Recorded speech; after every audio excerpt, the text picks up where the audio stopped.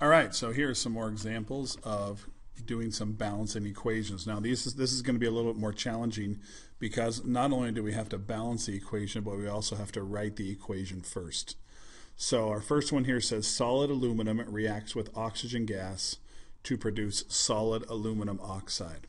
So first of all, let's take this piece by piece. We've got aluminum, we've got some oxygen gas, and we're going to be making aluminum oxide. So aluminum, as we know, is a metal, and in this case it is a solid metal, so we can write that as just Al. Now in this case, I'm not really worried whether if you put the solid in there or not. If you want to, you can put that S right there like that. And then we're going to react it with oxygen gas. Remember that oxygen is a diatomic molecule, so anytime it's by itself, there's always two of them. So don't ever write O, it's always O2, and that's a gas as well. And it's going to produce some aluminum oxide. So here's where we need to think a little bit. When we put aluminum and oxygen together, remember that oxide is just oxygen. So when we put aluminum and oxygen together, we have to look at the charges because aluminum is a metal and oxygen is a nonmetal.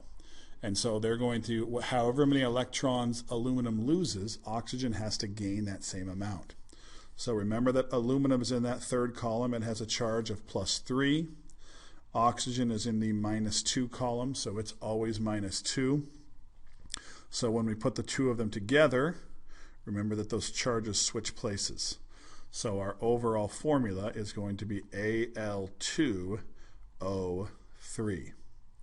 So up here we can write Al2O3, and it also says it is a solid. Okay, so now that we've written the equation, now we can focus on balancing the equation. So now we're to the balancing part. I count 1 aluminum on this side, but here I count 2. So I'm going to put a 2 over here. In terms of oxygen, I count 2 on the left-hand side. On the right-hand side, I count 3.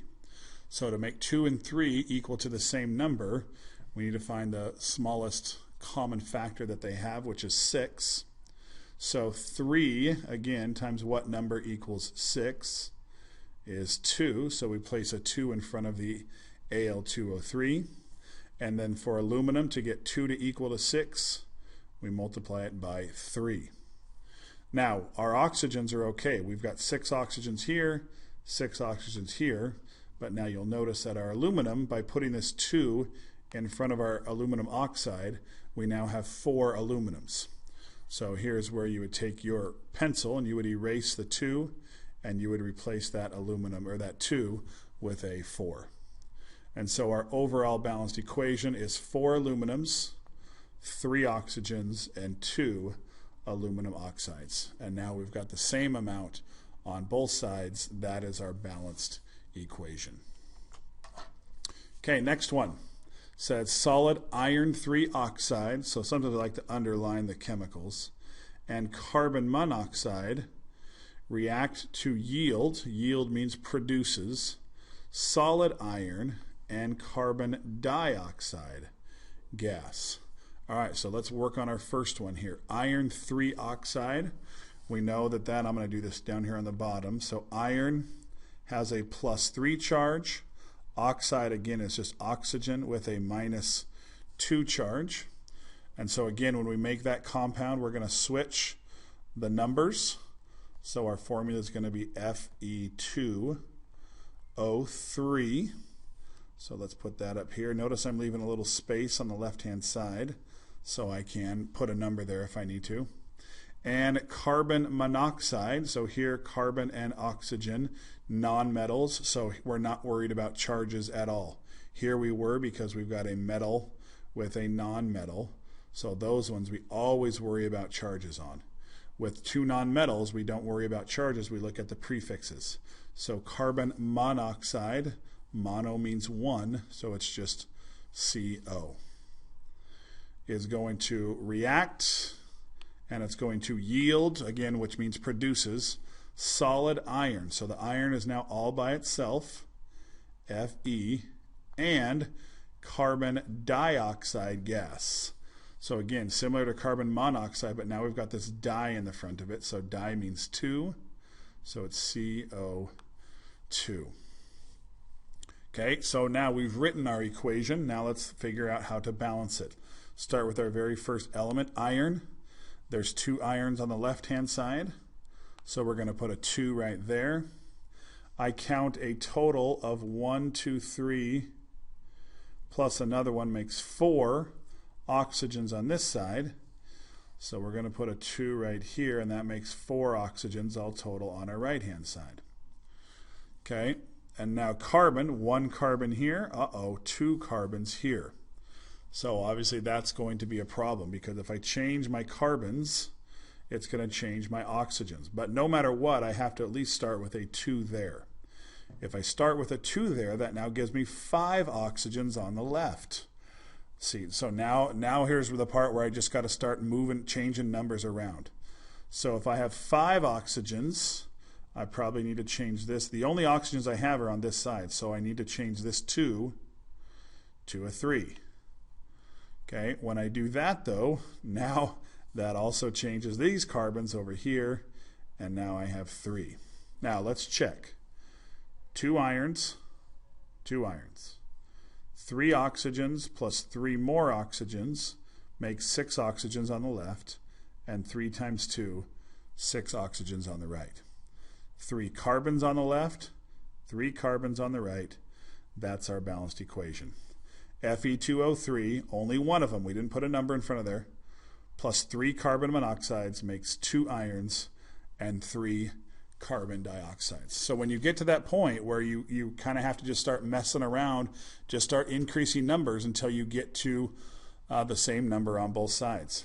When you get done, it's always a good idea too to make sure that you've balanced it to the lowest whole number ratio, which means that if you had, for example, a 2, a 6, an 8, and a 4, if all of those are even numbers, you would need to reduce those to the lowest whole number coefficients.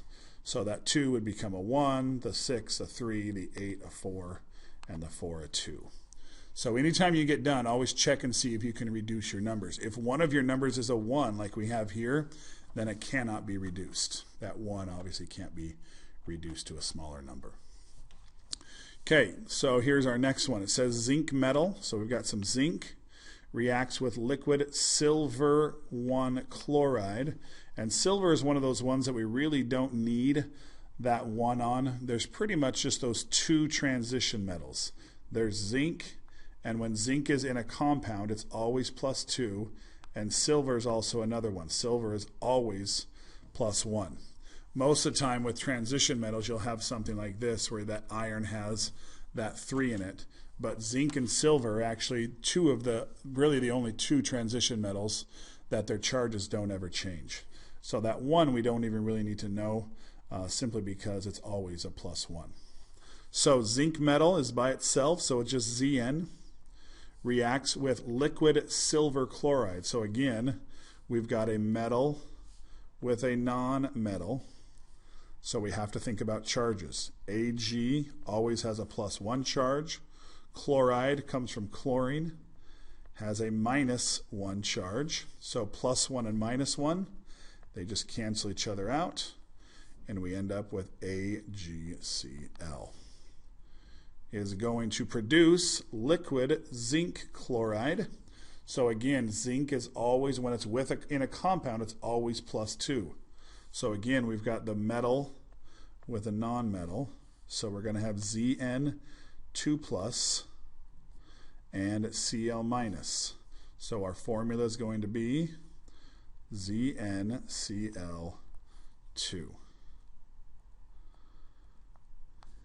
And then solid silver just means silver all by itself, so we just have +Ag. This one, not a lot going on here in terms of balancing. 1 zinc, 1 zinc, 1 silver, 1 silver, 1 chlorine, 2 chlorines. So to make 2 on this side, I can put a 2 right there. And now that 2 goes to the chlorine. That also makes 2 silvers. So I need to put a 2 right there. And now my equation is balanced.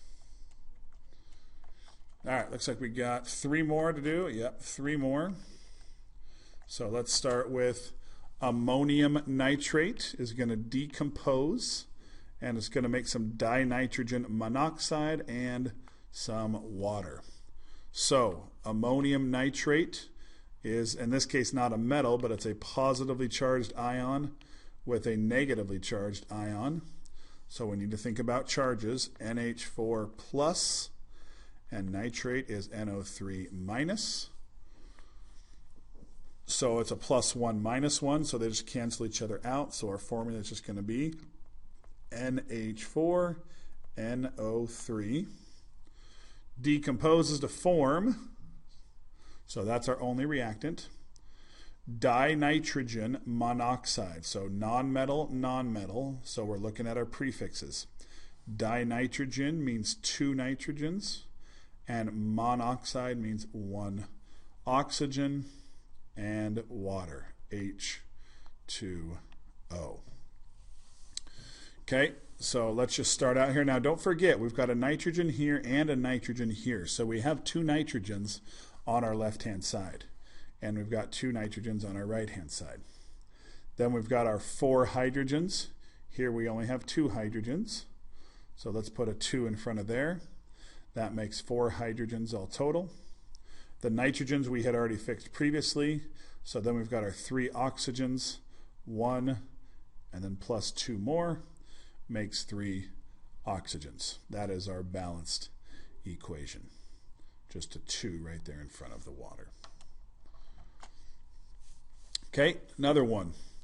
Solid aluminum reacts with aqueous sulfuric acid. Remember, aqueous just means it's dissolved in water, to produce liquid aluminum sulfate and hydrogen gas. So solid aluminum just means aluminum metal, reacts with sulfuric acid. So here's a good refresher of acids. Sulfuric does not have a hydro in the front of it, which means sulfuric came from sulfate. Sulfate, as you know, is SO4 2 minus. So to cancel out that 2 minus, we need 2 hydrogens. So that's going to be H2SO4 is going to produce liquid aluminum sulfate, so metal, nonmetals. So we have to think about charges here. Al 3 plus and sulfate again, SO4 2 minus. So if they're different, so we're going to switch them. So our formula is going to be Al2 SO4 3. Okay, notice that 3 from the aluminum goes over to the sulfate.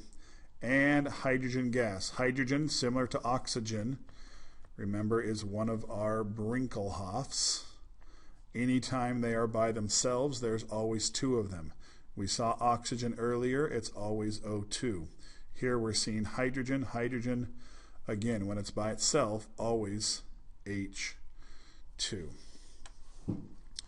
All right, so right away, 1 aluminum on the left, 2 aluminums on the right.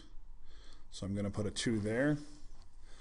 2 hydrogens on the left, 2 hydrogens on the right. Those are fine. And notice that SO4 stays the same on both sides. So I really don't need to say 1 sulfur, 1 sulfur. What I can say is 1 sulfate, and here we have 3 sulfates. And so I can simply place a 3 in front of there, and now we have 3 sulfates. Now obviously that 3 affects my hydrogens as well, so I simply need to place a 3 in front of my hydrogens. And then once I have that, now the equation is balanced. The aluminums are balanced, the hydrogens are balanced, and the sulfates are balanced. So one little trick that you can learn is that if something stays the same on both sides, you can treat that as the same ion. Instead of treating it as sulfur and 4 oxygens, just think of it as 1 sulfate versus 3 sulfates, and that's where your 3 comes from. It'll just make it a little bit easier for you. All right, I think this is our last one. It says gaseous carbon tetrahydride is going to react with oxygen to produce carbon dioxide and water. So first of all, carbon tetrahydride, this is a nonmetal, and hydrogen is a nonmetal. So when we put them together, we're looking at our prefixes. Tetra means 4, so CH4 reacts with oxygen gas, again O2, it's by itself, to produce carbon dioxide, CO2, and water, H2O. So again, let's kind of start here at the very beginning. 1 carbon, 4 hydrogens, 2 hydrogens. So we're going to put a 2 right there. And now 2 oxygens plus 2 more oxygens. I count a total of 4 oxygens over here. Here I only see 2. So I'm going to place a 2 in front of my O2 there. And now our equation is balanced. Now let's do, I want to do one more here just because, just so you can see that sometimes it can be a little bit more challenging. We're going to change this just a little bit. Instead of carbon tetrahydride, we're going to change it to, it's actually a compound called butane. And butane is one of the parts of natural gas. It's very flammable, just like CH4 is. And the formula for it is C4H10. And we're going to do the same thing. We're going to react it with oxygen gas, and it actually makes the same thing. It makes CO2 and H2O. Now, here's why this is going to be a little bit challenging. We've got 4 carbons on the left, so we've got 4 carbons. We've got 10 hydrogens on the left, so I'm going to put a 5 here. Now, what you end up finding is that, again, we have our two oxygens on this side, but on this side, we've got 4 times 2 is 8. And then we've got that 5 in there. 8 plus 5 is 13 oxygens. The problem over here is this O2 is it has to be an even number. Okay, you can't have 13 oxygens right here because whatever this number is right here, you're going to be multiplying it by 2. So you're always going to have an even number. When this happens, when you have an odd-even problem, what you can do is you can basically start again, and using these same numbers that we've already placed, you can double everything. So instead of 1 C4H10, you're going to have 2 C4H10s. Instead of 4 CO2s, you're going to have 8 CO2s. And instead of 5, you're going to have 10 waters. Now what that does for us is, look, 8 times 2 is 16. So here we have 16 oxygens, and now we have 10 more over here. So 10 oxygens, we've got 26 oxygens all total. And what do you know? It's an even number. And so now our job just to here is 2 times what number is going to give us 26? Oh, it's going to be 13. So here we're going to put the number 13. So you would have 2 butanes, 13 oxygens, 8 carbon dioxides, and 10 waters. So again, if you ever run into that problem where you have to have an even number on one side and you have an odd number, whether it's 15, 11, 13, it doesn't matter. If you have an odd number on the other side, if you just double everything, then that odd number on one side will turn into an even number by multiplying it by 2. All right, so go ahead and try out those next set of problems and see how you do with them.